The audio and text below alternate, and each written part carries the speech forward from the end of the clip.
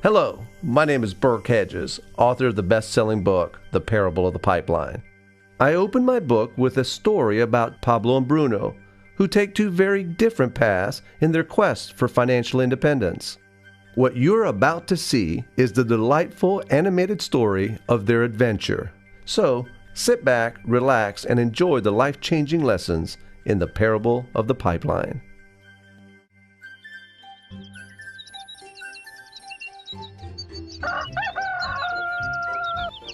Far away, in a small village, near a beautiful valley, lived two friends, Pablo and Bruno. They were both young and dreamed of a better life for themselves. They'd often discussed their dreams about how they would become the most successful men in the village. They weren't afraid of hard work, and they searched for opportunities to help realize their goals and achieve their dreams. One day, an opportunity presented itself.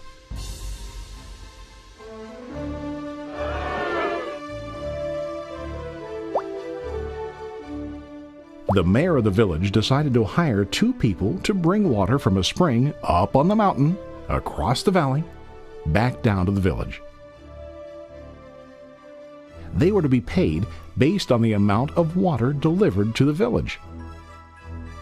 Bruno and Pablo enthusiastically got to work. Every day, from morning till evening, they carried buckets to and from the spring. They worked hard, carrying water to the village. In the evening, they'd return home with their day's wages.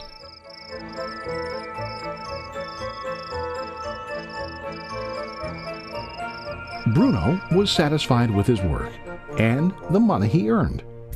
He was sure that with this work he could achieve his dreams. Bruno thought that to increase his wages he could use bigger buckets to bring more water each trip.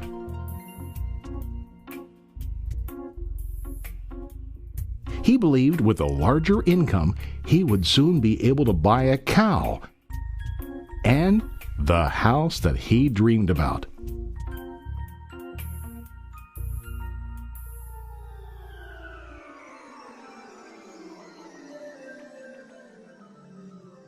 Now Pablo was not satisfied. At the end of the day, his back and hands ached, and he was exhausted. He was looking for an easier way to earn more. One day an idea occurred to Pablo. He imagined building a pipeline to deliver the water from the mountain spring to the village. With this pipeline, he could get more water to the village without carrying buckets back and forth from the spring to the village. Soon, he got very excited about his idea and began to plan. Pablo, of course, shared his idea with his friend Bruno and asked him to join with him to work on and help build the pipeline. Bruno thought the idea was crazy. All Bruno could think about was what his money could buy today and how to get it quicker.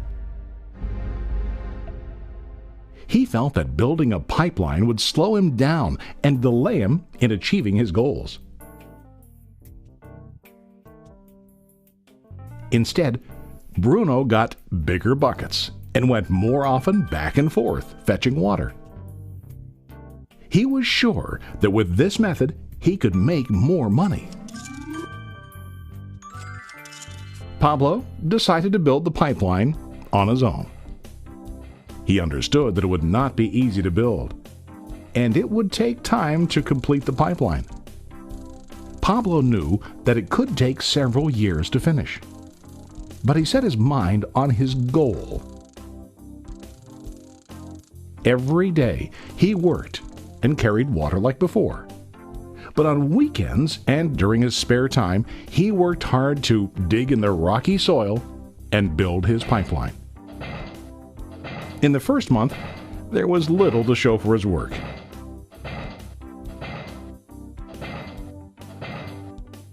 Bruno and the villagers laughed and teased him. They called him Pablo the Pipeline Man. During this time, Bruno's income doubled.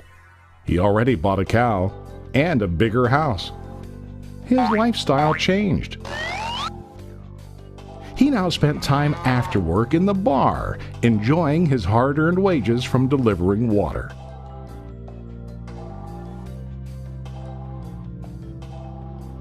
What Bruno didn't realize was that his body was starting to stoop from carrying the heavy buckets every day.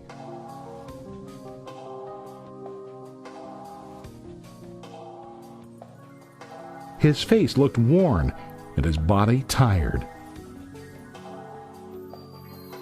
Soon, he began to carry less and less water due to the wear and tear on his body.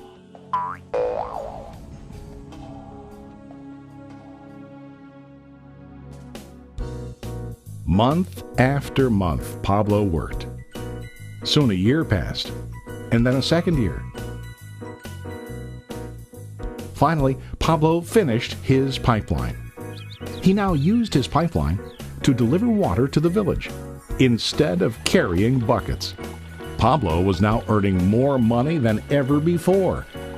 The water continued flowing to the village, while Pablo wasn't working. While he slept and ate, the water flowed. Pablo was happy and proud of his insight, persistence, and hard work. Now his income flowed as long as the water flowed through his pipeline.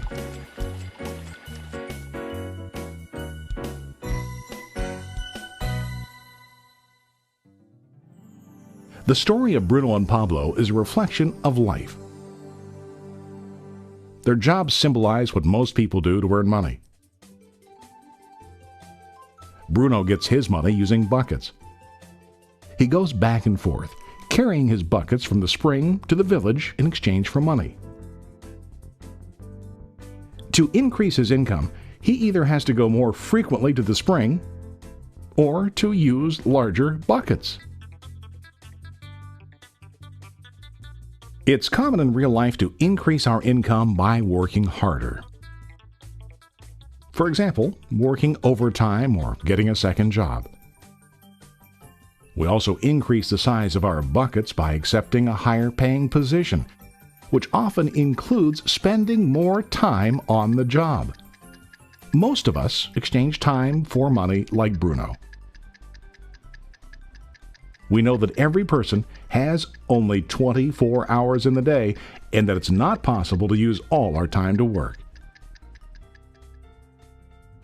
The most difficult time comes when we can no longer exchange time for money due to age, health, or other reasons. Then, our income stops. Now let's review what Pablo did. Very wisely, Pablo did not exchange all of his time for a limited income, but he used some of his time to build a pipeline. He knew that the pipeline would bring ongoing income as long as the water flowed. An ongoing income that multiplied the time he worked each day. Pablo knew that someday, maybe because of age or health, he would no longer be able to exchange his available time for money. Pablo knew that if he could make his idea of a pipeline work, then he only has to do the hard work of building the pipeline.